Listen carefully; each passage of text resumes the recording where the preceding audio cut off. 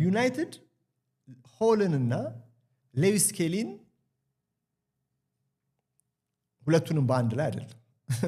አንዱ ባይሆን አንዱ ይመስላል ግን ከሁለቱ ጋር በስሙ ተያይዟል አሁን ስለ ማይልስ ሌዊስ ስኬሊን ኢንዲፔንደንት የተባለው ጋዜጣ ነው ትላንትና የዘገበው የነበረው ዛሬ ደግሞ ኢቭኒንግ ስታንዳርድ ይሄንን እንደውም የረጅም ጊዜ ማንቸስተር ዩናይትድ ፍላጎት እንደሆነ ሌዊስ ሆል ጠቀሰ ማይልስ ሌዊስ ስኬሊን ኢንዲፔንደንትም ከአርሰናል ላይ ማንቸስተር ዩናይትድ ትኩረት እያደረገ ይገኛል ሌዊስ ስኬሊ ላይ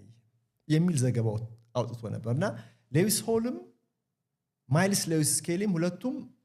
የግራ መስመር ተከላካይ ተጫዋቾች ናቸው ምንም እንኳን ሌዊስ ስኬሊ ቨርሳታይል ቢባልም አማካይነቱንም ሸፍኖ መጫወት የሚችል ቢሆንም ግን የኒውካስሉ ሆል ላይ ዩናይትዶች የበለጠ ትኩረታቸውን ያጠናከሩ ይመስላል